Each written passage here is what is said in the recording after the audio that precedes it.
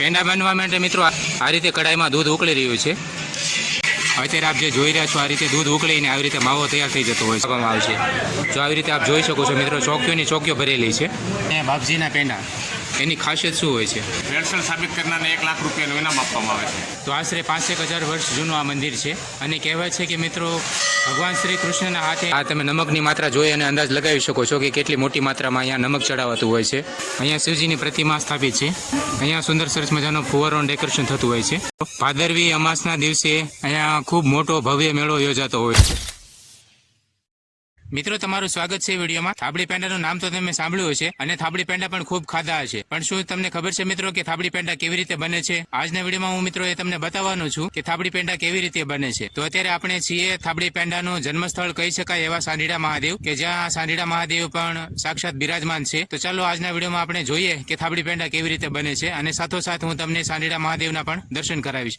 તો વિડીયોમાં મારી સાથે છેલ્લે સુધી જોડાયેલા રહેજો। પેંડા બનવા માટે મિત્રો આ રીતનો લાકડાનો વપરાશ થતો હોય છે।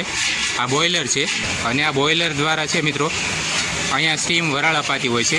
કઢાઈમાં દૂધ ઉકળવા માટે નાખવામાં આવી રહ્યું છે। હવે આ દૂધને ઉકાળવામાં આવશે પેંડા બનવા માટે અને થોડા માપસર પ્રમાણમાં દૂધ ઉકળવા દેવામાં આવશે। પેંડા બનવા માટે મિત્રો આ રીતે કઢાઈમાં દૂધ ઉકળી રહ્યું છે, ત્યાર પછી એનો માવો બનતો હોય છે અને ત્યાર પછી એમાંથી થાબડી પેંડા જે છે એ બનીને રેડી તૈયાર થતા હોય છે। આ બંને કઢાઈમાં દૂધ ઉકળી રહ્યું છે માવો બનવા માટે। અત્યારે આપ જે જોઈ રહ્યા છો આ રીતે દૂધ ઉકળીને આવી રીતે માવો તૈયાર થઈ જતો હોય છે, એટલે અહીંયા થાબડી પેંડાનો માવો છે બનીને તૈયાર થાય છે।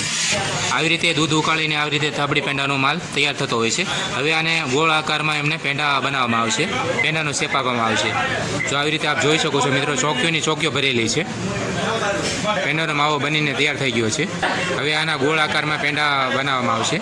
દર્શક મિત્રો તમે અહીં જે જોઈ રહ્યા છો થાબડી અહીંયા બનીને તૈયાર થઈ રહી છે અને થાબડી પેંડા બનવાની જે પ્રોસેસ છે અત્યારે અહીંયા ચાલી રહી છે, જે ગોળ આકારમાં એના પેંડા તૈયાર થતા હોય રહે છે। તો આવી રીતે એમને ગોળ પેંડાનો આકારનો શેપ આપવામાં આવી રહ્યો છે અત્યારે।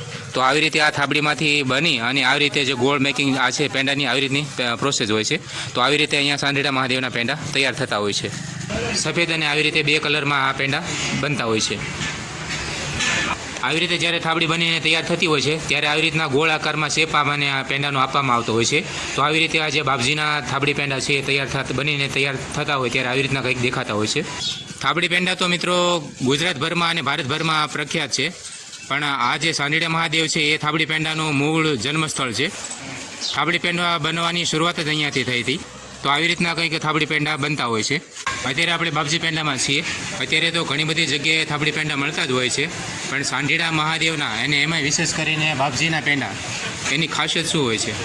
એની વિશેષ ખાસિયત એ છે કે અમારા 3 પેઢીથી, ચોથી પેઢીથી આમ કહીએ તો ચોથી પેઢીથી એકની એક જ ક્વોલિટી છે। ક્વોલિટીમાં કોઈ જાત કોમ્પ્રોમાઇઝ કરવામાં નથી આવતું, કોઈ જાતની ભેળસેળ કરવામાં નથી આવતી। બાકી જેટલા બધા પેંડા બનાવે છે એ બધા અહીંયા બાપજીના પેંડા જોયા પછી પેંડા બનાવે છે। પ્યોર ભેંસના દૂધમાંથી બનાવવામાં આવે છે અને ભેળસેળ સાબિત કરનારને 1 લાખ રૂપિયાનું ઇનામ આપવામાં આવે છે। પેંડા 1 મહિના સુધી બગડતા નથી। પેંડાનો ટેસ્ટ ને સ્વાદમાં કાંઈ ફરક પડતો નથી। એની ક્વોલિટી અને ક્વોન્ટિટીમાં કોઈ કોમ્પ્રોમાઇઝ કરવામાં આવતું નથી। બહારથી કોઈ પણ લોકોને કદાચ ઓર્ડર આપવો હોય તો આપણી ઓનલાઈન કુરિયર સેવા ચાલુ છે। ખાલી ગુજરાત નહીં, ગુજરાત બહાર ઇન્ડિયામાં તો ખરું, પણ ઇન્ડિયા બહાર કદાચ મોકલવાના થાય તો આપણે અહીંયાથી કુરિયર દ્વારા આપણે પેંડા મોકલી આપીશું અને પેંડા 1 મહિના સુધી એમનામ રહેશે અને ટેસ્ટમાં કાંઈ ફરક નથી પડતો અને સ્વાદમાં કોઈ જાતનો ફરક નથી પડતો। દુનિયાના કોઈ પણ ખૂણા પર જ્યાંથી આપ પેંડા મંગાવા ઈચ્છો તો પેંડા તમને મળી જશે। અને આ અમારી એક બાપજી પેંડા છે એ માત્ર ને માત્ર સાંઢીડા મહાદેવ એક જ જગ્યા ઉપર શાખા છે, બીજી કોઈ પણ જગ્યા ઉપર બાપજીના નામથી પેંડા મળતા નથી, એટલે એની પણ ખાસ નોંધ લેશો। આપણે પેંડા જોતા હોય તો અમે નીચે નંબર આપેલો છે એના ઉપર આપ કોન્ટેક્ટ કરી અને પેંડા મંગાવી શકો છો। સણોસરાથી 5 કિલોમીટર દૂર સાંઢીડા મહાદેવ ગારિયાધાર રોડ ઉપર સાંઢીડા મહાદેવની જે પુરાતન જગ્યા છે ત્યાં આવેલી છે। મિત્રો થાબડી પેંડા કેવી રીતે બને છે એ તો આપણે જોયું। ચાલો મિત્રો હવે તમને સાંઢીડા મહાદેવના દર્શન કરાવું। તો આ રીતનું મિત્રો કંઈક સાંઢીડા મહાદેવનું મંદિર છે, ચાલો આપણે અંદર જઈને દર્શન કરીએ।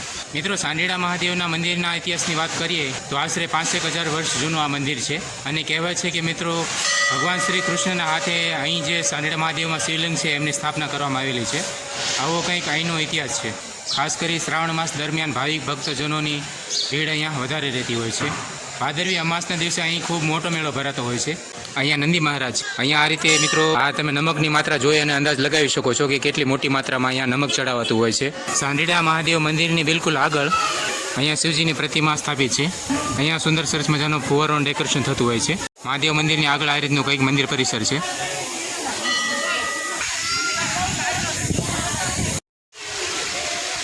મિત્રો, સાંઢીડા મંદિરની બિલકુલ આગળ આવી રીતે શિવજીની મૂર્તિ છે. સામેની ઉપર સાઈડ ખૂબ જ સરસ મજાનું તળાવ આવેલું છે. ચાલો તમને ઉપર જઈને તળાવ બતાવું. આ રીતે પગથિયા ચડીને ઉપર જવાનું છે. મિત્રો, સાંઢીડા મહાદેવ મંદિરની આગળ ખૂબ જ સુંદર સરસ મજાનું તળાવ આવેલું છે. ચારે બાજુ લીલાછમ પહાડોની વચ્ચે આ સાંઢીડા મહાદેવ મંદિર આવેલું છે.